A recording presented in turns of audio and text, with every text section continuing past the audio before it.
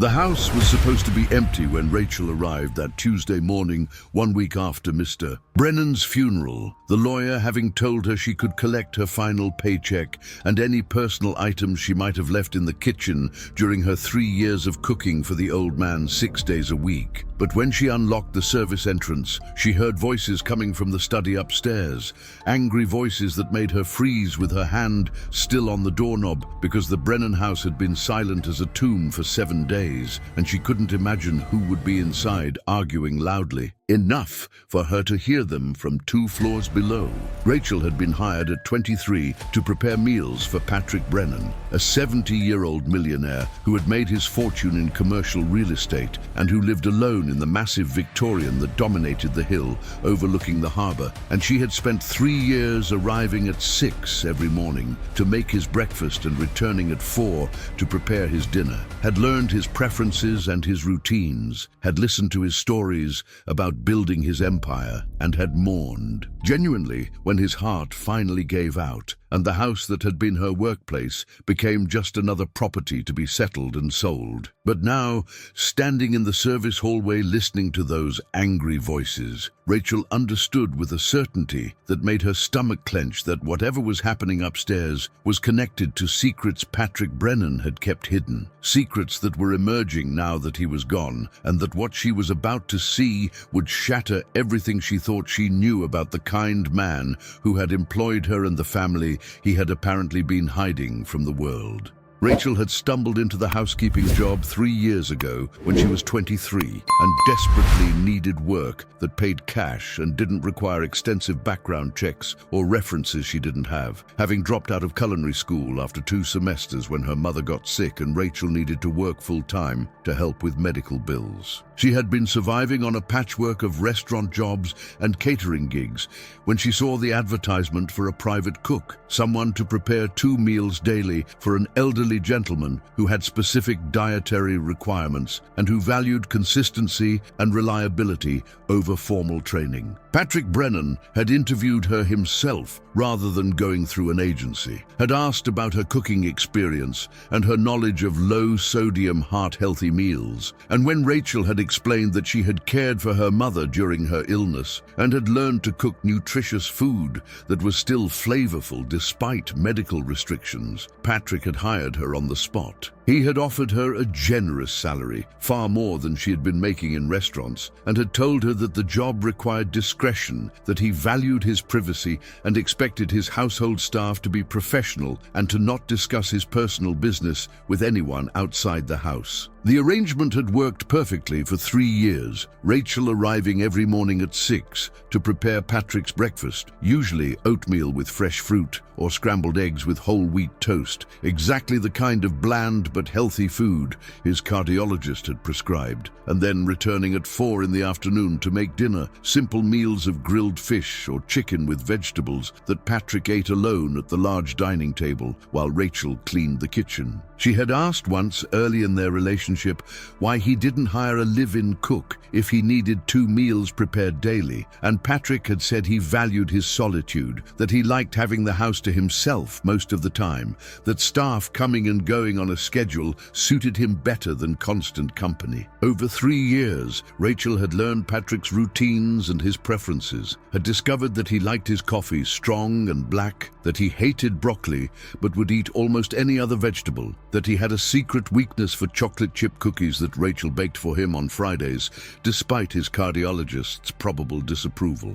She had learned, too, that Patrick was a creature of habit, that he woke at 5:30 every morning and went to bed at 9:30 every night, that he spent his days reading financial newspapers and managing his investments from the study upstairs, and that he seemed content with his solitary existence in the big house that felt too large for one person, but that Patrick apparently had no interest in leaving. Rachel had asked once about family, whether Patrick had children or grandchildren who visited, and he had said that his family situation was complicated, that he had been married twice and divorced twice, that there were children from those marriages, but that relationships had been strained for years, and that he preferred not to discuss it. The sadness in his voice when he said this had been obvious, and Rachel had not pressed for more information, had simply accepted that Patrick was a lonely old man who had had accumulated wealth but not the family connections that might have made that wealth meaningful, and she had tried in small ways to provide companionship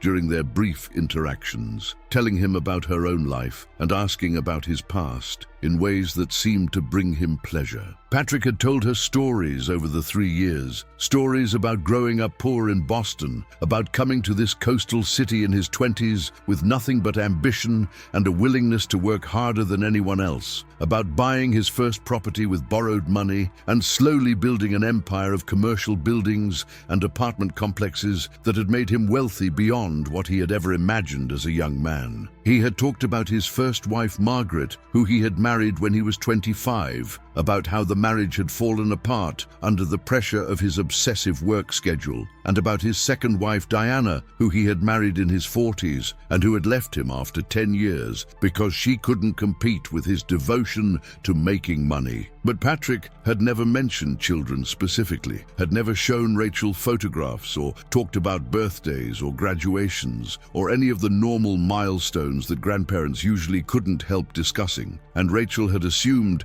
this meant either the relationships were so damaged that Patrick preferred not to acknowledge his descendants, or that perhaps there had been no children at all, and Patrick's references to complicated family situations had been his way of avoiding admitting he was completely alone. She had felt sorry for him in either case, had thought it was tragic that someone could build such wealth and end up eating dinner alone every night in a house that echoed with emptiness. Patrick's health had declined noticeably in the final 6 months, his energy diminishing and his appetite decreasing, and Rachel had adjusted her cooking to accommodate his changing needs, making smaller portions and softer foods that were easier for him to manage. His doctor had increased his medications and had warned that his heart was weakening, that another heart attack was likely, and Patrick had seemed resigned to this prognosis, had told Rachel once that he had lived longer than he had expected, and that he was ready to go when the time came, that he had no regrets about how he had spent his life, even if he sometimes wondered what different choices might have produced. The morning Patrick died, Rachel had arrived at 6 as usual and had found him sitting in his chair in the study, the newspaper open on his lap. And for a moment she had thought he was sleeping until she realized he wasn't breathing, that he had passed away peacefully sometime during the night or early morning. Probably another heart attack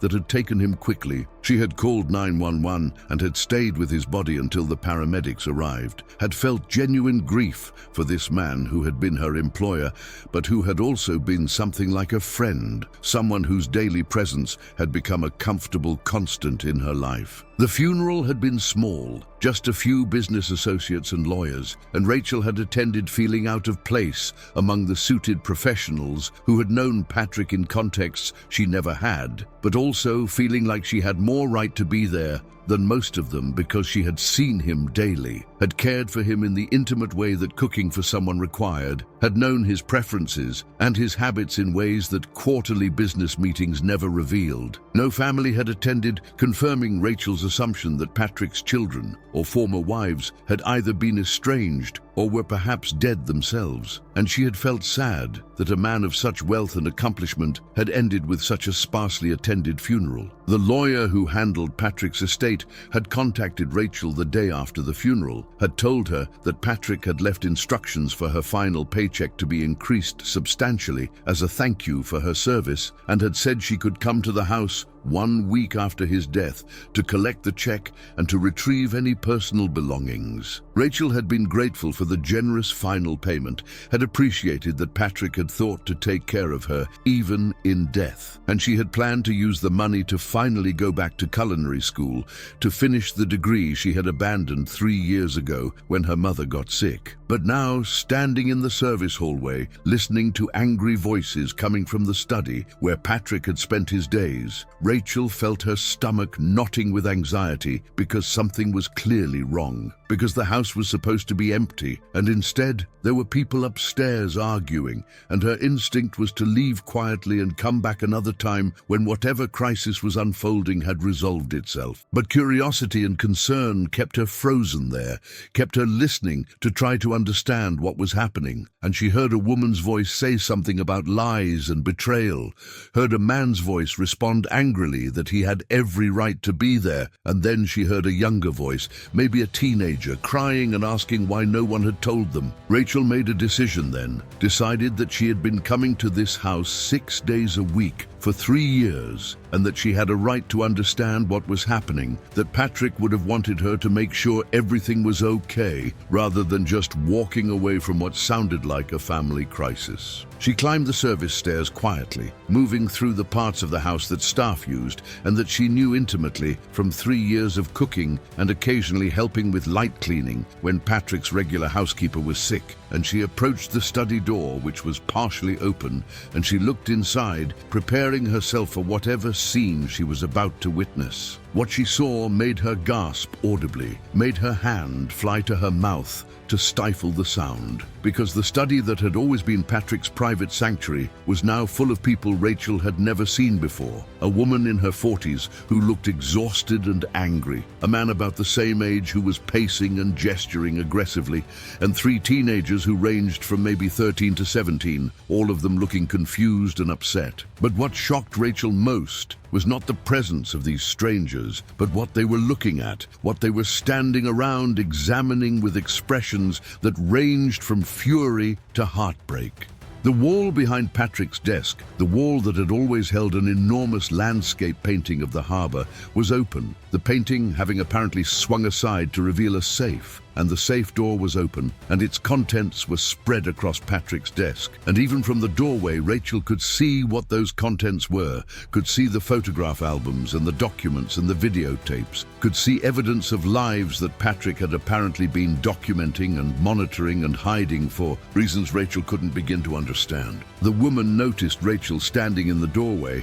and turned to face her with an expression of such raw pain that Rachel took an involuntary step backward. And the woman said, in a voice that shook with emotion, "Who the hell are you, and what are you doing in my father's house?" Before the story continues, tell me in the comments, what do you think was hidden behind that painting? Secret family, hidden children, or something darker? I need to know what you're thinking. And if you want to find out what Rachel saw in that safe, subscribe now, because this story goes places you won't believe, and I want you here when everything is revealed. Rachel stammered an explanation about being Patrick's cook, about coming to collect her final paycheck, and the woman's expression shifted from hostility to something more complicated, a mixture of recognition and resentment, and she introduced herself as Laura Brennan, Patrick's daughter from his first marriage, the family that Rachel had assumed was either non-existent or completely estranged. Laura explained that she and her brother Michael, the man who had been pacing,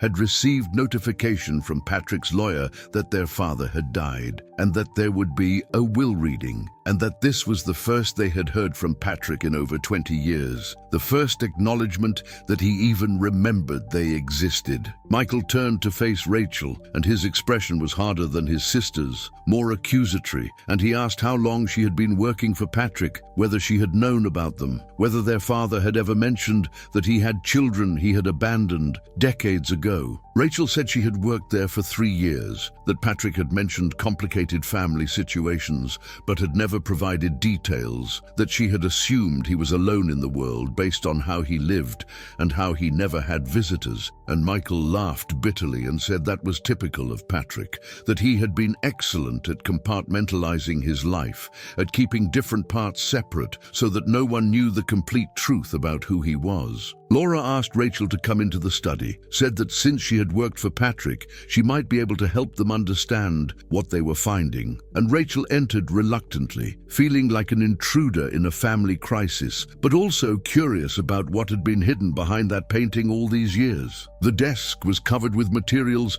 that Patrick had apparently kept in the safe, and Laura explained that they had found the safe by accident, that they had been going through Patrick's papers, trying to understand his estate, when Michael had leaned against the landscape painting and it had swung open, revealing the hidden compartment that Patrick had apparently used to store things he didn't want anyone to find. The contents of the safe were disturbing in their intimacy and their obsessiveness. Photograph albums that documented Laura and Michael's entire lives from birth through adulthood. Thousands of pictures that showed them at various ages, at school, and playing sports and graduating and getting married and having children of their own. And the photographs had clearly been taken from a distance, surveillance-style images that suggested Patrick had been following them for decades without ever making contact. There were also detailed files containing report cards and medical records and newspaper clippings about their achievements, documentation of their lives that was comprehensive and meticulous and deeply unsettling in its thoroughness. Laura said they had known their father was wealthy, that their mother, Margaret, had told them Patrick had become a successful real estate developer after the divorce, but that they had never received child support, had never been contacted by Patrick after he left when Laura was 5 and Michael was 3, and they had grown up assuming he simply didn't care about them, that he had chosen his business over his family and had never looked back. But the contents of the safe proved that assumption was wrong, that Patrick had been watching them constantly, had been documenting their lives in obsessive detail, and Laura couldn't understand why someone would go to such lengths to monitor children they refused to acknowledge or support. But there was more in the safe than just documentation of Laura and Michael. There were similar albums and files for 3 other people, the teenagers who were standing near the window looking shell-shocked. And Laura explained that these were apparently Patrick's other children, children from his second marriage to Diana that Laura and Michael hadn't known existed until today. The teenagers' names were Sarah, Emma, and David, ranging from 17 to 13, and they had been brought to the house by their mother Diana, who had received the same notification from Patrick's lawyer that Laura and Michael had received, and who was discovering along with everyone else that Patrick had apparently maintained secret surveillance of multiple families while living alone in this big house, pretending to have no connections to anyone. Diana herself was not present. Laura explained that she had dropped the kids off and had left saying she couldn't handle being in Patrick's house again, that seeing it brought back too many painful memories, but that she would return later to hear whatever the lawyer had to say about Patrick's estate. Laura said that Diana's marriage to Patrick had also ended in divorce, that Patrick had apparently repeated the same pattern of obsessive work and emotional absence that had destroyed his first marriage, and that Diana had eventually left, taking the 3 children with her, and like Margaret, had never received child support or any kind of contact from Patrick after the separation. Michael was going through the videotapes from the safe, reading labels that indicated they were recordings of various events in his life and Laura's life and the 3 younger children's lives, school plays and sporting events and weddings, all apparently recorded by private investigators that Patrick had hired to document his children's milestones without ever attending them himself. Michael was furious, kept saying that this was sick, that Patrick had been a coward and a stalker, that watching your children from a distance while refusing to be part of their lives was worse than just abandoning them completely, and Rachel could see that Laura agreed, even though she seemed more hurt than angry, seemed to be trying to understand why their father had made these choices. Sarah, the oldest of the teenagers, asked Rachel if Patrick had ever mentioned them, if he had talked about having younger children, and Rachel had to say no, that Patrick had never mentioned family at all, except in the vaguest terms, that she had prepared his meals and listened to his stories about building his business, but had never heard a word about the 5 children whose lives he had been secretly documenting. Sarah started crying then, said she remembered her father vaguely from when she was very young, remembered him being at the house sometimes, but always working, always distracted, and then one day he was just gone, and her mother had said he wasn't coming back, and they had moved to a smaller house, and her mother had worked 2 jobs to support them. But there was something else in the safe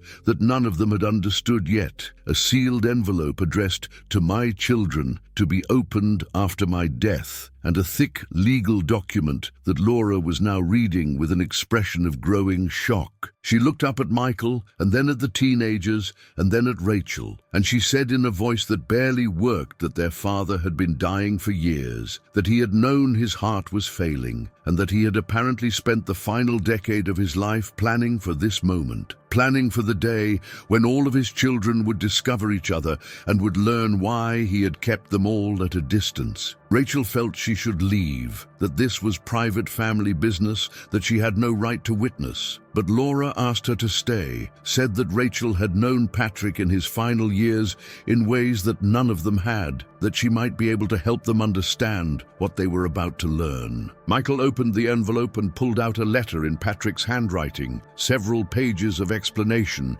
that he began reading aloud to the room, his voice shaking with emotion. And Rachel listened, along with Patrick's children, as the man she had cooked for every day for 3 years explained himself from beyond the grave. Patrick's letter began with an apology, acknowledging that he had been a terrible father, that he had failed all 5 of his children in fundamental ways, and that nothing he could say or do now would make up for decades of absence and neglect. He explained that his obsession with building wealth had come from his own childhood poverty, from growing up with nothing and being determined that his children would never experience that kind of deprivation, but that in pursuing financial success, he had sacrificed everything else that mattered, had destroyed 2 marriages, and had damaged relationships with his children beyond repair. But Patrick's letter also contained a revelation that made everyone in the room go silent, an explanation for why he had kept such distance from his children after his divorces, and the reason was not what any of them had assumed. Patrick wrote that when Laura was 6 years old, a year after his divorce from Margaret, he had been diagnosed with Huntington's disease, a genetic neurological disorder that caused progressive deterioration of brain function and that had killed Patrick's own father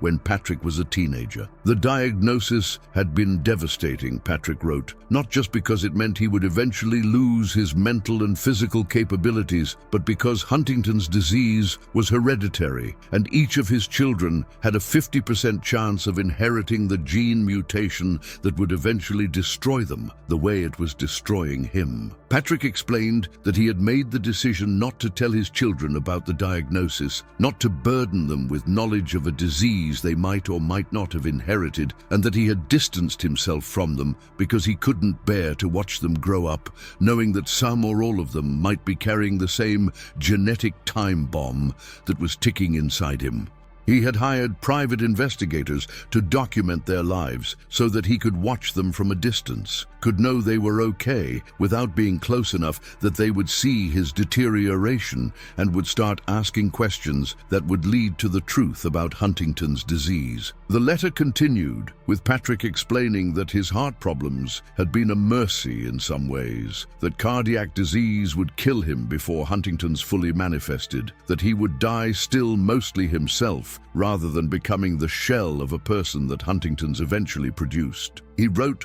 that he had spent the last 10 years setting his affairs in order, not just financially but emotionally, trying to find a way to explain his choices to his children and to give them information they would need about their own potential health risks without him being alive to see their reactions. Patrick's letter urged his children to get tested for the Huntington's gene, explained that treatments existed now that hadn't been available when he was diagnosed, that early intervention could slow progression, and that knowing their status would allow them to make informed choices about their own futures and about whether to have children who might inherit the disease. He acknowledged that this information was a heavy burden, that learning you might be carrying a genetic disease was terrifying, but that he believed they deserved to know, deserved to have the choice about testing that he had denied them by staying silent for so many years. The letter also explained Patrick's will, the legal document that Laura had been reading, and Patrick wrote that he was leaving his entire estate, valued at approximately $43 million,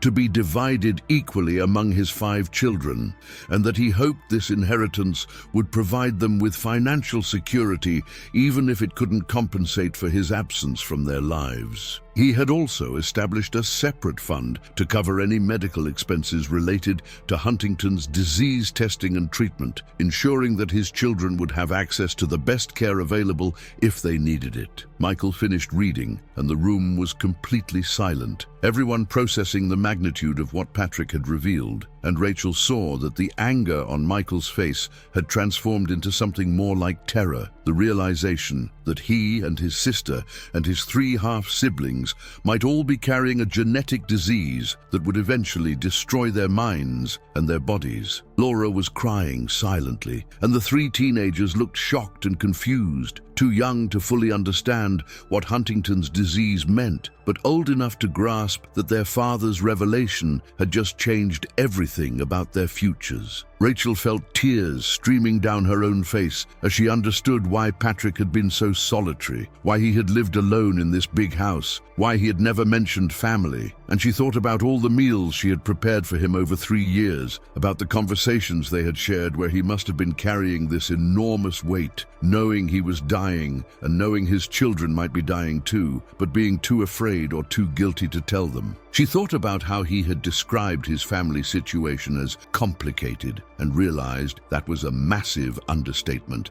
that Patrick had been living with secrets that had isolated him completely. Sarah, the 17-year-old, was the first to speak, asking in a small voice whether this meant she might get sick like her father had, whether she would know she had the disease, or whether it would just appear one day. And Laura tried to explain what she remembered about Huntington's from biology classes, that symptoms usually appeared in middle age, that testing could determine whether you carried the gene, but that knowing your status was a choice, because some people preferred not to know, if there was nothing they could do to prevent the disease. The lawyer arrived an hour later, a man named Gerald Whitmore, who had apparently been Patrick's attorney for 30 years, and who had been given specific instructions about how to handle the revelation of Patrick's secret surveillance and his children's potential genetic disease. Gerald greeted Laura and Michael and the 3 teenagers with professional sympathy, acknowledged that this must be an overwhelming day,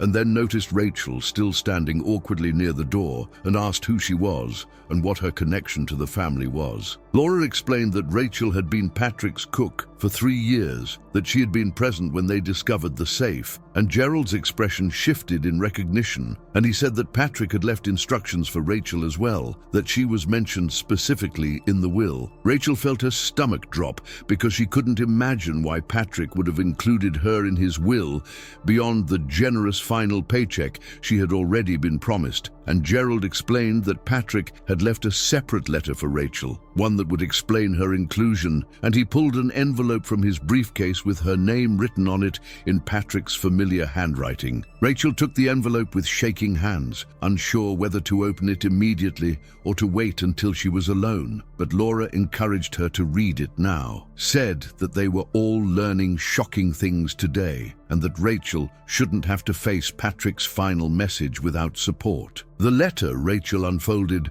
was shorter than the one Patrick had written to his children, but it was no less emotional, and Patrick began by thanking her for 3 years of faithful service, for preparing his meals, and for providing companionship that he had valued more than she probably realized. He wrote that he had chosen to hire a cook rather than continue using delivery services or frozen meals because he had known his time was limited and he had wanted some human connection in his final years, someone who would be present regularly but who wouldn't ask too many questions about his past or his family. But Patrick's letter to Rachel contained information that made her hand fly to her mouth in shock. because Patrick explained that Rachel was not a random hire, that he had known exactly who she was when he hired her 3 years ago, and that their connection went back further than Rachel understood. Patrick wrote that her mother, Jennifer Cole, had worked for him 30 years earlier when he was first building his real estate empire, that she had been his office manager and had been instrumental in organizing his business operations, and that Patrick had always regretted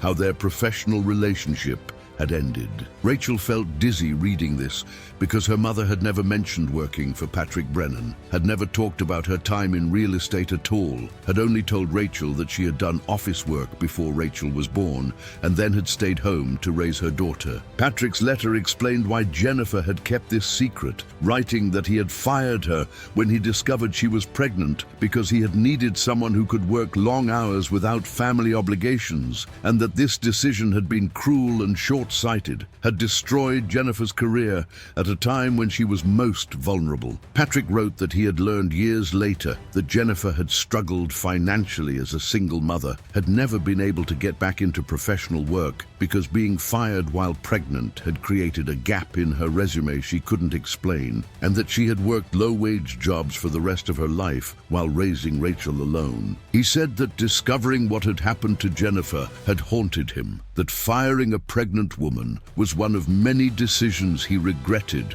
from his years of single-minded focus on building wealth, and that when Jennifer had died of cancer 5 years ago, Patrick had felt he needed to make amends. The letter explained that Patrick had tracked Rachel down after Jennifer's death, had learned she was working in restaurants and struggling financially, and that he had created the job posting for a private cook specifically to give Rachel an opportunity, a way to help her without revealing their connection or his guilt about how he had treated her mother. Patrick wrote that watching Rachel over 3 years had convinced him that Jennifer had raised a good person despite the hardships he had contributed to, and that Rachel's kindness and her work ethic reminded him of her mother in ways that were both comforting and painful. Patrick's letter concluded by explaining that he was leaving Rachel $1 million from his estate, not as payment for her cooking, but as partial restitution for what he had stolen from her mother, for the career and the financial security that Jennifer should have had, but that Patrick had taken from her through his cruelty. He wrote that this money wouldn't bring Jennifer back or undo the years of struggle, but that he hoped it would give Rachel the education and the opportunities that Jennifer had wanted for her daughter but hadn't been able to provide. Rachel finished reading and realized she was sobbing, overwhelmed by the revelation that Patrick had known her mother, that he had been responsible for some of her mother's hardships, that their 3-year relationship had been built on a foundation of hidden guilt and attempted atonement that Rachel had never suspected. She thought about all the conversations she had shared with Patrick, about telling him stories about her mother and her childhood without knowing that he already understood more about her history than she was telling him, and she felt betrayed and grateful and confused all at once. Laura came over and put her arm around Rachel's shoulders. This woman who had discovered hours ago that her father had 5 children instead of 2, and that all of them might be dying from genetic disease. And somehow, Laura still had enough compassion to comfort the cook, who was also processing shocking revelations. Laura said that Patrick had clearly been carrying enormous guilt about many things, that his letter to his children and his letter to Rachel both showed a man who had made terrible choices and had spent his final years trying to make amends, and that whether those amends were adequate was something they would all need to decide individually. Gerald Whitmore cleared his throat and said there was more they needed to discuss, that Patrick's will contained specific provisions about the genetic testing he had urged his children to pursue, and that understanding these provisions required explaining some additional context about Patrick's relationship with Huntington's disease and his family history. The lawyer explained that Patrick's father, James Brennan, had died at 53 from Huntington's complications, that Patrick had been diagnosed at 35 after noticing early symptoms, and that Patrick had lived with the disease for 35 years. Far longer than many patients survived, partially because his heart problems had killed him before neurological deterioration became severe. Gerald said that Patrick had researched Huntington's disease extensively, had stayed current with medical advances, and had established relationships with leading researchers in the field, and that he had created a comprehensive plan for supporting his children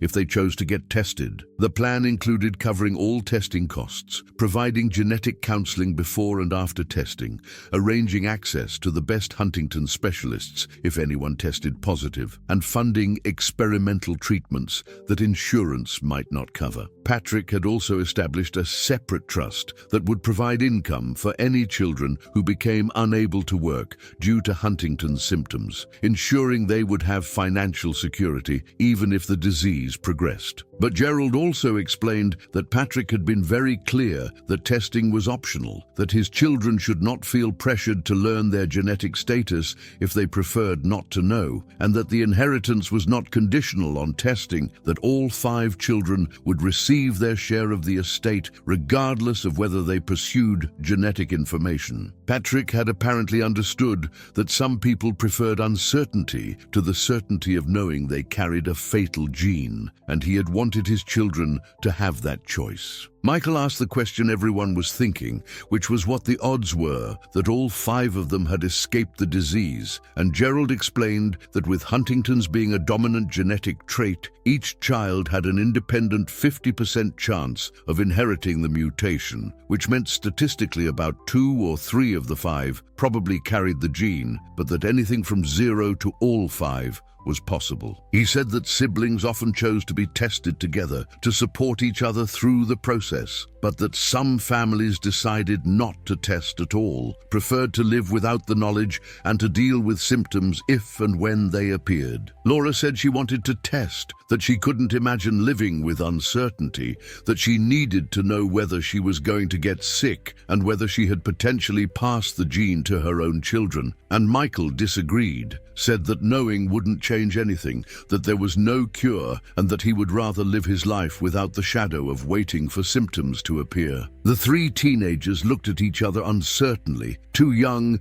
to make such a significant decision immediately, and Sarah said quietly that she wanted to wait, wanted to think about it, wanted to talk to her mother before deciding whether to test. Rachel listened to this family debate about genetic testing and life-altering medical information, and she felt profound gratitude that her connection to Patrick had been through employment rather than biology, that she didn't have to face the terrible choice his children were facing. But she also felt guilty about the relief she felt, guilty that she would receive $1 million from Patrick's estate while his actual children would receive money, along with the knowledge that they might be dying from the disease that had isolated their father. Gerald distributed copies of the will and various trust documents, explaining the financial details of how Patrick's $43 million estate would be divided, and he noted that after estate taxes and specific bequests, including Rachel's $1 million,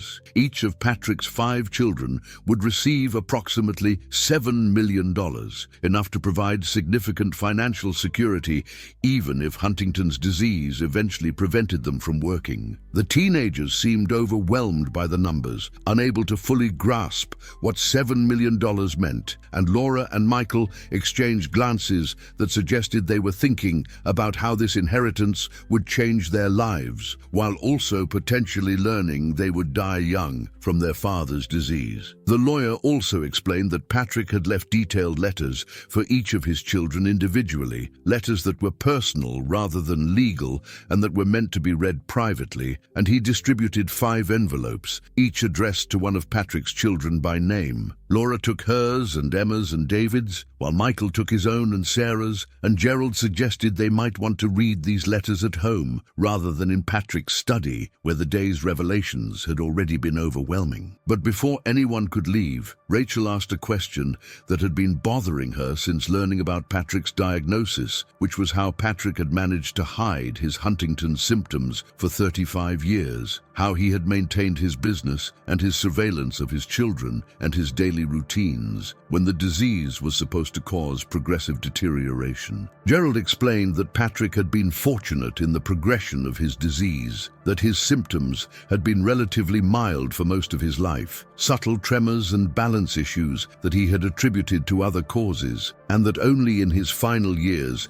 had the neurological symptoms become more obvious, and by that point, his heart problems had become the more pressing health concern. The lawyer also said that Patrick had been receiving experimental treatments at a research hospital 2 hours away, participating in clinical trials that might have slowed his disease progression, and that he had been meticulous about hiding these trips from everyone, including his household staff. Rachel realized now that the days when Patrick had said he had business meetings out of town had probably been treatment days, that he had been managing his disease carefully and privately, maintaining the fiction of a healthy, if reclusive, millionaire while actually fighting deterioration that he couldn't let anyone see. Michael asked whether Patrick had ever tried to contact them over the years, whether there had been attempts at reconciliation that they hadn't known about, and Gerald said that Patrick had drafted dozens of letters to his children over the decades, but had never sent them, had kept them in a separate folder that was part of his estate papers, and that if they wanted to read those unsent letters, they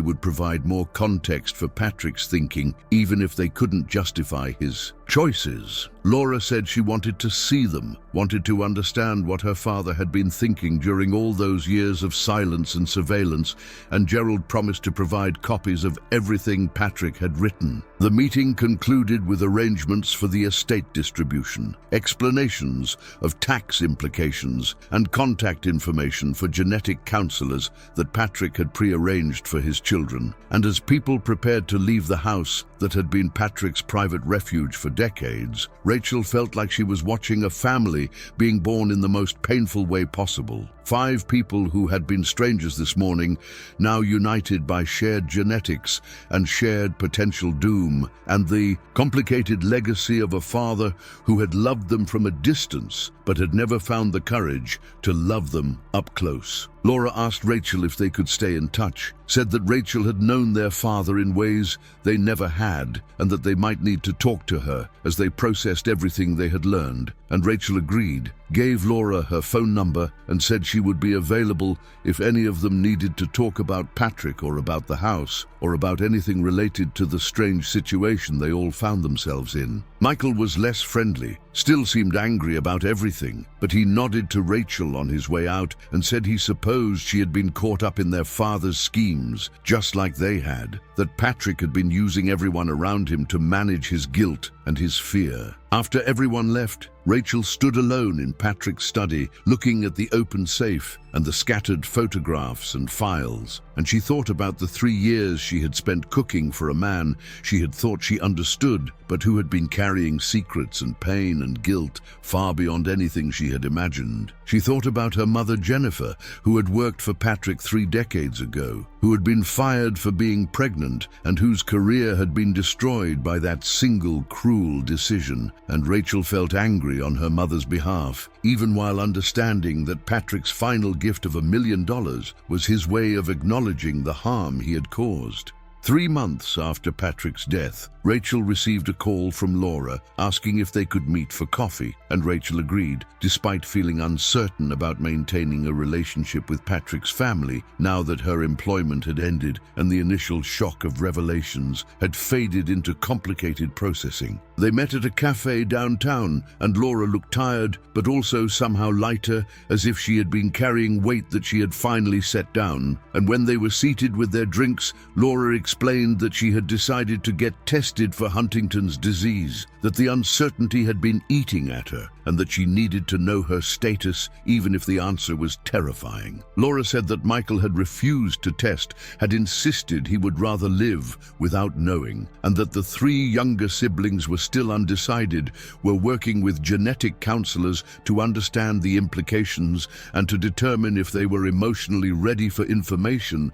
that could reshape their entire understanding of their futures. Laura herself had gone through weeks of counseling before the test, had discussed with therapists what it would mean to test positive and how she would handle that knowledge. and she had finally felt ready to proceed, even though the waiting period between giving blood and receiving results had been the worst 2 weeks of her life. The results had come back negative, Laura said, and Rachel watched her eyes fill with tears as she explained that she didn't carry the Huntington's gene, that she would not develop the disease that had killed her grandfather and had isolated her father, and that her own children were safe from inheriting the mutation. Laura said the relief had been overwhelming, but also complicated by guilt, by the knowledge that even though she was safe, some of her siblings might not be, that her negative result didn't change the odds for Michael or Sarah or Emma or David, and that she had been struggling with how to be happy about her own test results while others in the family were still facing uncertainty. Rachel asked if Laura had told her siblings about testing negative, and Laura said she had told Michael, who had congratulated her but had also seemed sad, had said he was glad she was safe, but that her result made him more determined not to test because he didn't want to know if he was the unlucky one who had inherited their father's disease. Laura had also told the 3 younger siblings, and Sarah had decided that if Laura could be brave enough to test, then she could too, had scheduled her own genetic counseling sessions and was planning to get tested within the next month. But Emma and David were still undecided, were younger and less able to imagine what Huntington's disease really meant beyond an abstract concept of getting sick someday. But Laura had also called Rachel to discuss something else, something she had discovered while going through the personal letters that Patrick had left for each of his children, and Laura pulled out several pages from her bag and explained that Patrick's letter to her had contained information about Rachel's mother Jennifer that went beyond what Patrick had written in Rachel's letter. Laura said she thought Rachel deserved to know the complete truth about her mother's relationship with Patrick, even though some of that truth was painful and complicated. Patrick's letter to Laura had apparently included a confession that his relationship with Jennifer had not been purely professional, that they had been involved romantically for several months before Jennifer discovered she was pregnant, and that Patrick had panicked when he learned about the pregnancy because he was recently married to his first wife Margaret, and because acknowledging a child with his employee would have destroyed his marriage and his reputation. Patrick had apparently offered to pay for an abortion, and when Jennifer refused, he had fired her and had made it clear that he would deny any relationship if she tried to pursue child support. Laura said that Patrick had written this to explain why he felt so guilty about how he had treated Jennifer, that it wasn't just about firing a pregnant employee, but about abandoning a woman he had been intimate with, about denying responsibility for a child he had helped create, and that Rachel deserved to know that Patrick was actually her biological father, even though he had never acknowledged that relationship while he was alive. Laura watched Rachel's face as this information landed, as Rachel processed the revelation that the man she had cooked for 3 years had actually been her father, that the genetic testing discussions she had observed with relief, thinking they didn't concern her, actually meant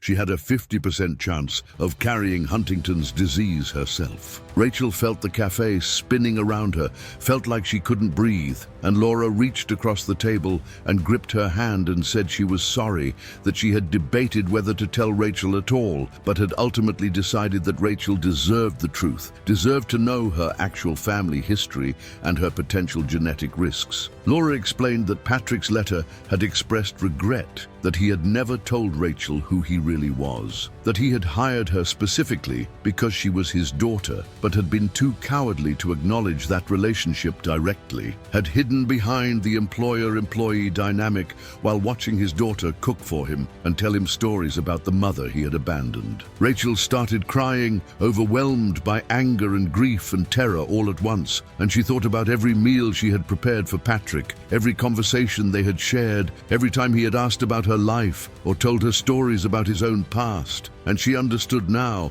that all of it had been weighted with meanings she hadn't grasped, that Patrick had been getting to know his daughter while pretending to be just a kind employer. She thought about his compliments on her cooking, about the way he had sometimes looked at her with an expression she hadn't been able to interpret, and she realized he had been seeing Jennifer in her, had been watching his daughter and thinking about the woman he had wronged, 3 decades earlier. But the anger Rachel felt was immediately complicated by fear, because if Patrick was her father, then she might be carrying the Huntington's gene, might be facing the same progressive neurological deterioration that had isolated Patrick and had killed his father, and the $1 million Patrick had left her suddenly seemed less like generous restitution and more like blood money, compensation for potentially condemning her to the same genetic fate he had lived with. Laura explained that Patrick's letter had included instructions that if Rachel ever learned the truth about her paternity, she should have full access to the genetic testing and medical support that was being offered to his acknowledged children, that Rachel deserved the same resources and the same choices about whether to test. Rachel asked why Patrick hadn't just told her the truth while he was alive, why he had maintained the pretense of being her employer when he could have acknowledged her as his daughter. And Laura said that Patrick's letter suggested he had been too ashamed, had felt that he had forfeited any right to claim Rachel as family after abandoning her mother, and that he had thought Rachel was better off not knowing about his existence as her father. But Laura said she thought Patrick had also been a coward, had been afraid of Rachel's rejection and judgment, had preferred the comfortable relationship they had developed to the risk of revealing truth that might make Rachel hate him. They sat in the cafe for hours, Laura sharing more details from Patrick's letters and Rachel processing the magnitude of learning that her entire understanding of her parentage had been a lie, and eventually Laura suggested that Rachel should read Patrick's letter to her directly, that there were things Patrick had written about Jennifer and about Rachel that deserved to come from him rather than being filtered through Laura's interpretation. Laura gave Rachel a copy of the relevant sections of Patrick's letter, had apparently asked Gerald Whitmore to provide them specifically so Rachel could understand her father's thinking, and Rachel took the pages with shaking hands. Patrick's letter to Laura contained a confession that was both heartfelt and inadequate, Patrick writing that his relationship with Jennifer had been the most genuine emotional connection he had experienced, that he had loved her in ways he had never loved either of his wives, and that discovering she was pregnant had forced him to choose between his carefully constructed life and the woman he actually cared about, and he had chosen wrong, had prioritized his reputation and his marriage to Margaret over Jennifer and over the child they had created together. Patrick wrote that he had tried to find Jennifer several times over the years, had wanted to check on her and to see if she needed help, but that she had moved and changed her phone number and had apparently been determined to never hear from him again. He had finally tracked her down 15 years later through a private investigator, had learned she was raising Rachel alone and working multiple low-wage jobs, and he had sent anonymous money several times, but Jennifer had always returned it, had apparently recognized that it came from him, and had refused to accept anything from the man who had abandoned her. Patrick's letter explained that learning about Jennifer's death from cancer had devastated him, had made him realize that he would never get the chance to apologize or to explain or to try to make amends to the woman he had wronged most deeply, and that discovering Jennifer had a daughter in her 20s had given him an unexpected opportunity, a way to connect with the child he had never acknowledged, and to try to provide support even if he couldn't reveal their relationship. Patrick wrote that hiring Rachel had been selfish in some ways, had been about his need to know his daughter rather than about her needs, but that he had genuinely come to care about her over 3 years, had been proud of her work ethic and her kindness, and had wished constantly that he could tell her the truth. The letter concluded with Patrick acknowledging that leaving this information for Rachel to discover after his death was another act of cowardice, that he should have told her while he was alive, regardless of the consequences, but that he had been too afraid of losing the relationship they had built, too worried that Rachel would hate him once she knew he was the father who had abandoned her mother. Patrick wrote that he hoped Rachel would understand that his silence had come from fear rather than from lack of caring, and that the $1 million he was leaving her was insufficient compensation for a lifetime of absence, but was all he could offer now that he was dead. Rachel finished reading and felt emptied out, drained of emotion by the constant revelations that kept reshaping her understanding of Patrick and her mother and herself. And she asked Laura what she should do now, whether she should get tested for Huntington's or whether she should follow Michael's path and choose not to know. Laura said that was a decision only Rachel could make, that there were good arguments for both approaches, but that Laura personally believed knowing was better than uncertainty, that having information allowed you to make plans and to prepare rather than just living in constant anxiety about when symptoms might appear. But Laura also said that Rachel should take time before deciding, should work with genetic counselors who could help her understand the implications, and should not let anyone pressure her into testing if she wasn't ready. Laura gave Rachel contact information for the counseling service that Patrick had arranged for his children, said they were expecting that Rachel might reach out and were prepared to provide the same support they had given Laura. And Rachel promised to call them, even though she felt overwhelmed by the idea of more conversations about genetic disease and probabilistic futures. Over the following weeks, Rachel did call the genetic counseling service, did spend hours talking with professionals about Huntington's disease and about testing procedures and about what life looked like for people who tested positive versus people who tested negative versus people who chose not to test at all. She learned that Huntington's usually manifested between ages 30 and 50, that early symptoms were subtle and could be mistaken for other conditions, that the disease progressed differently in different people, and that while there was no cure, there were treatments that could manage symptoms and potentially slow progression if started early. Rachel also learned about her half-siblings' testing decisions. Sarah had tested and had received negative results, had been as relieved as Laura had been, while Emma and David had decided to wait until they were older to make testing decisions, were choosing to live their teenage years without the shadow of knowing they might be dying. Michael maintained his refusal to test, had apparently told Laura that he was content with uncertainty, that he would deal with symptoms if they appeared, but that he wasn't going to spend his life waiting for a disease that might never come. Rachel struggled with the decision more than she had expected, torn between wanting to know her genetic status so she could plan her future and wanting to preserve the innocence of not knowing, the ability to live without constantly watching for early symptoms. She thought about her mother, Jennifer, who had raised her alone, who had never told her that Patrick Brennan was her father, who had apparently decided that some secrets were protective rather than harmful. And Rachel tried to understand whether her mother would have wanted her to test or to remain ignorant. 4 months after learning that Patrick was her biological father, Rachel made her decision and scheduled her genetic test, working with counselors to prepare emotionally for either result. And she went through the 2-week waiting period feeling like she was suspended between two completely different futures, one where she was genetically healthy and would live a normal lifespan, and one where she carried a fatal mutation that would eventually destroy her mind and body the way it had destroyed her grandfather and had isolated her father. The results came back positive.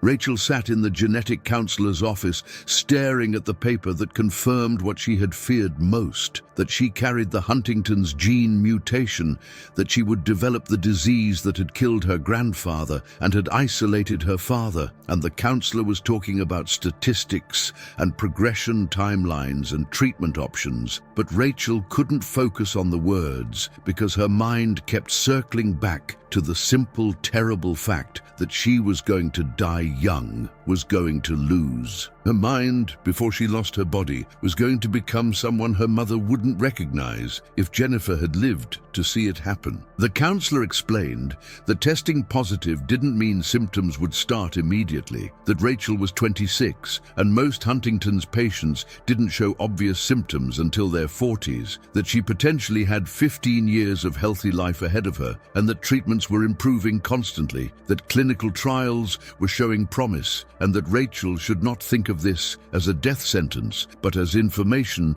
that would allow her to make informed choices about her future. But Rachel heard these reassurances as hollow comfort, as attempts to make unbearable news seem manageable, and she left the counseling session feeling like she was walking through a world that looked the same, but that had fundamentally changed, because now she knew her time was limited in ways that most 26-year-olds didn't have to consider. She called Laura that evening and told her about the positive test result, and Laura cried with her over the phone, said she was so sorry, said it wasn't fair that Rachel had tested positive when Laura and Sarah had both been spared, and that she wished there was something she could do to fix this. Laura offered to connect Rachel with the Huntington specialists that Patrick had arranged access to, promised that Rachel would have the best medical care available, and that money would never be a barrier to treatment. And Rachel appreciated the offer, but also felt resentful that Patrick's money was supposed to somehow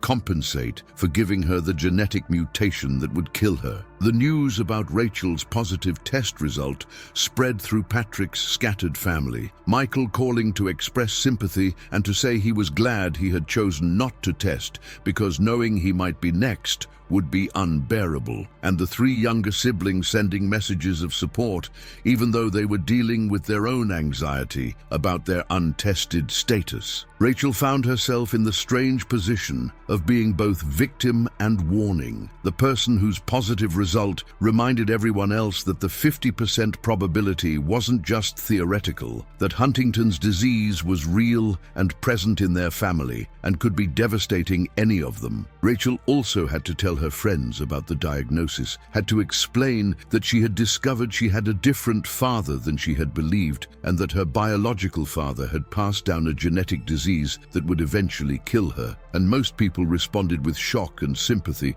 but also with a kind of distance, as if genetic disease was contagious, or as if knowing Rachel was going to die young made her too sad to be around. Some friendships faded after her diagnosis, people who couldn't handle the heaviness of what Rachel was facing, and Rachel understood, but also felt abandoned, felt like she was losing pieces of her life even before the disease started taking her mind. But she also found unexpected support from the Huntington's disease community, connecting with other people who had tested positive and who were living with the knowledge of their eventual deterioration. And these connections were valuable in ways her old friendships weren't, because people with Huntington's understood the specific fears and the particular grief of knowing your own timeline. Rachel joined support groups and online forums, read blogs written by people at various stages of disease progression, and started to understand that living with Huntington's was not the same as being already dead, that the years before symptoms appeared could still be meaningful and full, even if they were shadowed by what was coming. She also decided to use Patrick's $1 million bequest to pursue the culinary degree she had abandoned when her mother got sick, enrolling in a prestigious cooking school and throwing herself into learning techniques and cuisines with an intensity that surprised her instructors. Rachel found that cooking grounded her, that focusing on the precise mechanics of creating food gave her mind something concrete to do, instead of spiraling into anxiety about future symptoms, and that the school environment surrounded her with people who knew nothing about her diagnosis and who treated her as just another student rather than as a dying person who deserved pity. During her first year at culinary school, Rachel started experiencing what she thought might be early symptoms: subtle tremors in her hands when she was stressed, occasional balance issues that made her stumble, and she couldn't tell whether these were genuine Huntington's manifestations or whether she was hyper-aware of her body now and was interpreting normal variations as disease progression. The Huntington's specialist she was seeing said it was too early for symptoms, that Rachel was at least a decade away from obvious manifestation, but that anxiety about the disease could create psychosomatic symptoms that felt real, even if they weren't neurologically based. But whether the symptoms were real or imagined, they forced Rachel to confront her relationship with time in new ways, to recognize that she couldn't waste years waiting for disease to appear, that if she wanted to accomplish things with her life, she needed to start now, rather than assuming she had decades ahead of her. She started making lists of experiences she wanted to have before symptoms made them impossible, places she wanted to travel, and skills she wanted to learn, and relationships she wanted to build. And she began systematically working through these goals with the urgency of someone who understood that time was not unlimited. Laura became one of Rachel's closest friends during this period, the two of them bonding over their shared connection to Patrick and their different relationships to Huntington's disease. Laura carrying survivor's guilt about testing negative, while Rachel carried the burden of knowing she would get sick. They talked regularly about Patrick and about how to make sense of his choices, about whether his surveillance of his children had been love or control, about whether his final revelations had been gifts or curses, and gradually they developed a more nuanced understanding of their father as someone who had been deeply flawed, but also genuinely caring, someone whose fear had made him cruel, but whose guilt had eventually motivated attempts at repair. Laura also connected Rachel with Emma and David, the younger siblings who had decided to wait before testing, and Rachel found herself in the unexpected role of advisor, helping them understand what testing positive meant, practically and emotionally, and encouraging them to take their time making decisions, because once you knew your genetic status, you couldn't unknow it. Emma was leaning toward testing when she turned 18, said she couldn't imagine living with uncertainty as long as Michael had chosen to, but David said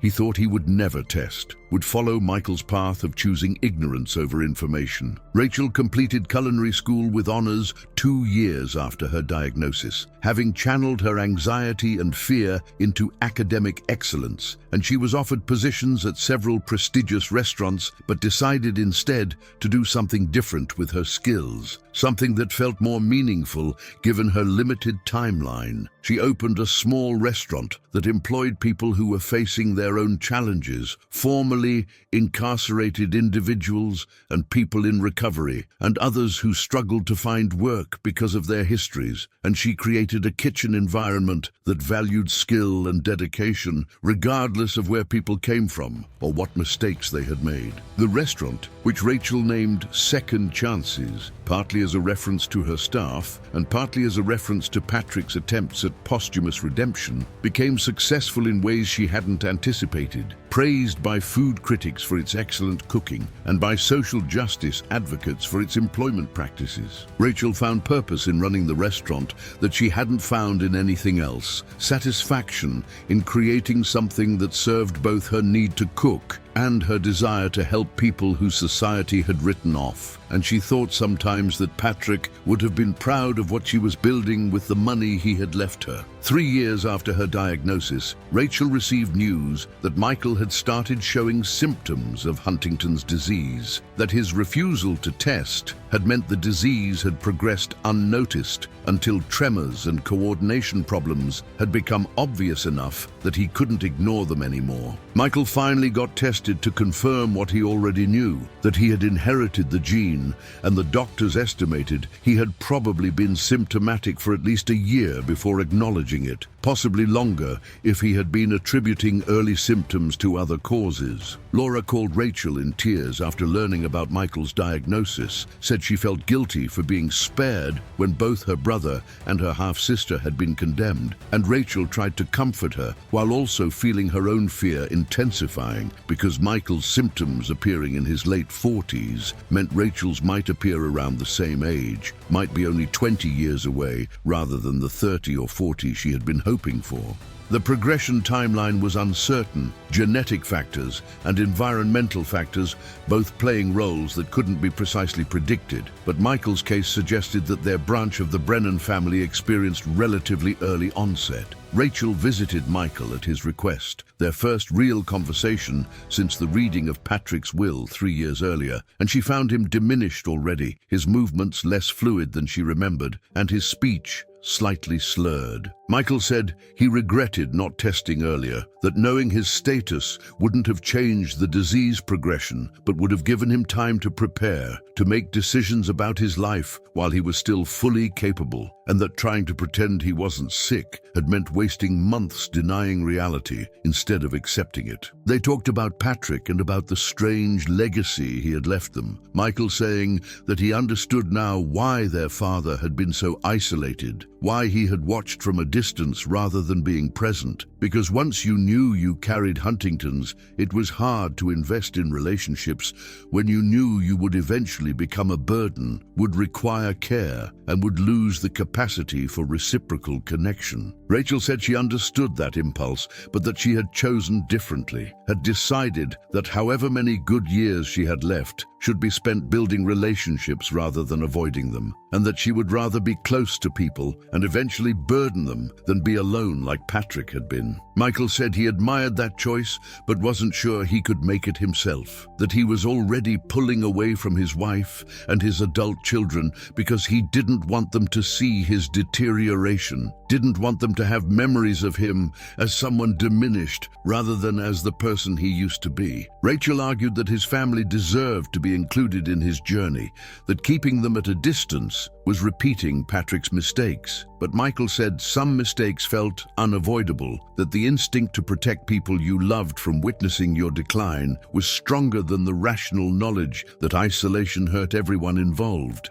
5 years after Patrick's death, Rachel stood in the kitchen of her restaurant preparing a special meal for a gathering she had organized, and she thought about how much had changed since the day she walked into Patrick's house, expecting to collect her final paycheck, and instead discovered a family she hadn't known existed, and a genetic disease she hadn't known she carried. She was 31 now, still asymptomatic according to her regular neurological evaluations, still healthy and capable and running a successful business, but living with the constant awareness that symptoms could appear at any time, that the tremors or the cognitive changes or the personality shifts that marked Huntington's onset could emerge tomorrow or in 10 years or somewhere in between. The gathering was a family dinner, something that would have been impossible 5 years ago when Patrick's 5 children had been strangers to each other, but that had become an annual tradition as the scattered Brennan siblings had gradually built relationships despite the geographic distance and the complicated circumstances that connected them. Laura was coming with her husband and her 2 children. Michael was coming despite his progressing symptoms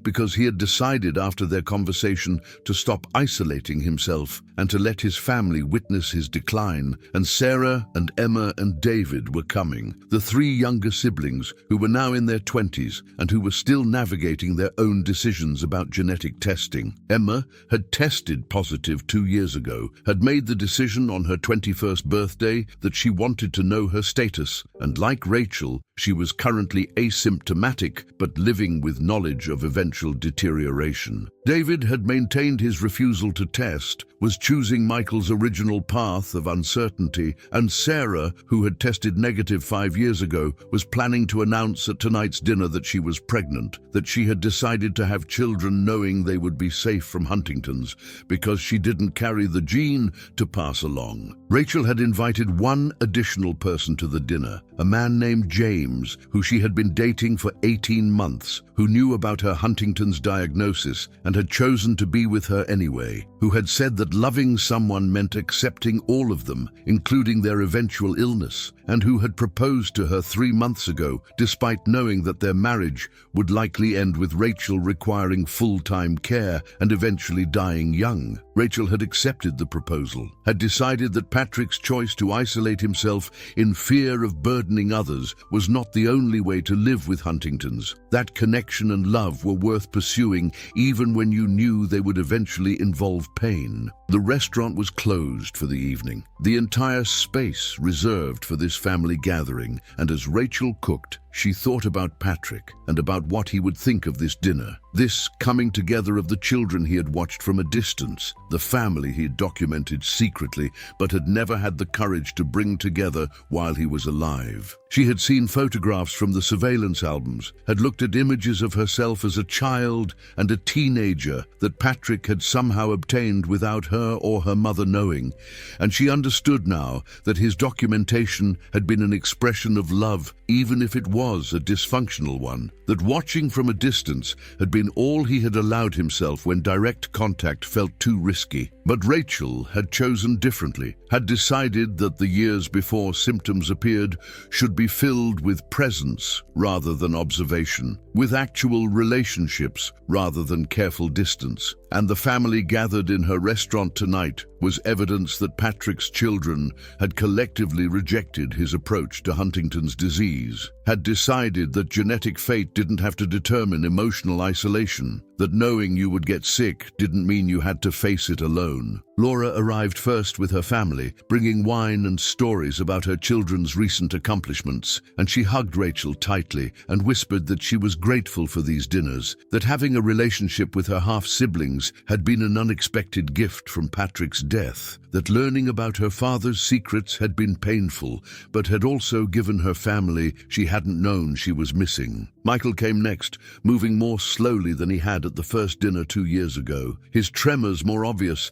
and his speech more affected, but his spirit still present, still making jokes about his deteriorating condition, still choosing humor over despair. Sarah and Emma and David arrived together, having driven from the city where they all lived, and Sarah was glowing in a way that suggested her pregnancy news was going to be joyful rather than anxious, that she had made peace with being the lucky one who could have children without genetic risk. Emma looked tired, was working long hours at a non-profit while also dealing with the psychological weight of knowing she would eventually develop Huntington's, and David was characteristically cheerful, the only one of them who had chosen uncertainty and who seemed genuinely comfortable with that choice. Over dinner, which Rachel had prepared using techniques she had learned at culinary school, but with recipes that honored her mother Jennifer's simple home cooking, the siblings talked about Patrick and about how their understanding of him had evolved over 5 years of processing his revelations. Laura said she had finally been able to forgive him, not because what he had done was acceptable, but because holding on to anger was exhausting, and because she understood now that fear had driven most of his choices, that he had been trying to protect them, even if his methods had been wrong. Michael disagreed, said that now that he was experiencing Huntington's symptoms himself, he was angry at Patrick for passing the gene to his children, that Patrick had known he carried a fatal mutation and had still chosen to have 5 children who would face 50-50 odds of inheriting his disease, and that this choice felt selfish rather than protective. Emma said she understood Michael's anger, but that she didn't share it, that she would rather exist with Huntington's than not exist at all, that Patrick's decision to have children despite his genetic status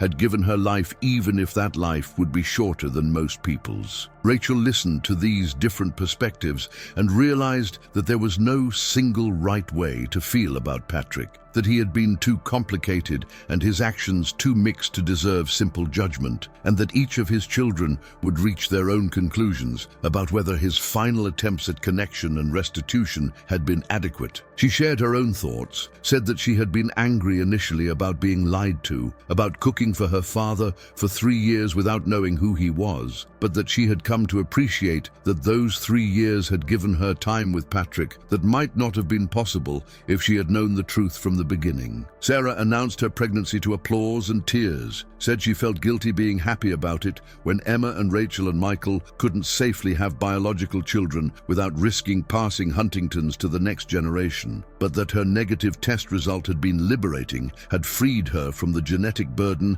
that defined so much of their family history. Emma hugged her sister and said that Sarah's children would carry forward the Brennan family line in ways that were healthy and joyful. that they would be the generation that broke free from Huntington's disease, and that this was something to celebrate rather than feel guilty about. The conversation turned to practical matters, Michael sharing that he had started Huntington's treatment at a research hospital, participating in clinical trials that might slow his progression, and Rachel explaining that she was planning to do the same once she started showing symptoms, that advances in treatment meant their generation would have options Patrick hadn't had. David said he still had no plans to test, that he was content not knowing, and that if symptoms appeared, he would deal with them then. And while his siblings couldn't understand his choice, they respected it, recognized that genetic testing was a deeply personal decision that each person had to make based on their own values and fears. As the evening wound down, Rachel gathered everyone for a toast, raising her glass and saying that Patrick Brennan had been a flawed father who had made terrible choices, but that his final act had been bringing them together,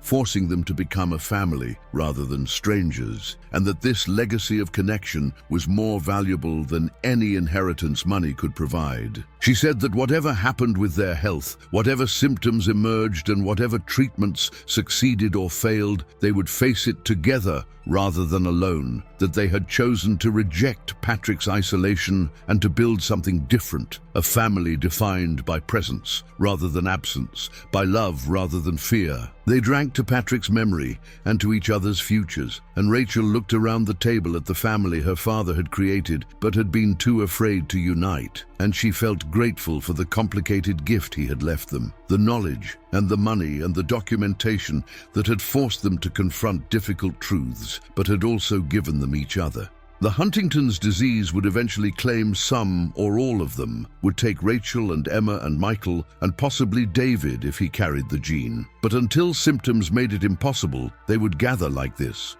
would share meals and stories, and the ordinary, extraordinary intimacy of chosen family. After everyone left, Rachel and James cleaned the kitchen together, and he asked her if she was okay, if the dinner had been too emotional, and Rachel said it had been perfect, that having family around her made the Huntington's diagnosis feel less isolating, made her feel like whatever happened, she wouldn't face it alone the way Patrick had. James put his arms around her and said that she would never be alone, that he was committed to being with her through whatever came, and Rachel let herself believe him, let herself trust that love could survive disease, that connection was worth the eventual pain of loss. She thought about Patrick one more time before locking up the restaurant for the night, about the man who had hired her to cook for him without revealing he was her father, who had watched his children from a distance because he was too afraid to love them up close, who had left behind documentation and money and explanations that were both inadequate and valuable. Rachel had spent 5 years being angry at Patrick and then gradually understanding him, and she had arrived at something like forgiveness, not because what he had done was right, but because she understood now that fear could make people cruel, that illness could make people isolated, and that it took courage to build connection when you knew that connection would eventually involve grief. Standing in the kitchen, where she had created a business and a community, where she had transformed Patrick's guilt money into something that served others, Rachel felt at peace with the complicated inheritance her father had left her. The Huntington's gene would eventually destroy her mind and her body, but until then, she would live fully, would love openly, would cook and create and connect in ways that honored both her mother Jennifer, who had raised her alone, and her father Patrick, who had watched from a distance, and she would build a legacy that was defined not by the disease she carried, but by the life she chose to live, despite knowing how it would end. Before you go, tell me in the comments, do you think Patrick was a coward for hiding from his children, or was he trying to protect them from his disease? And subscribe to this channel, because every week we uncover stories where hidden truths change everything, and I want you here for every revelation.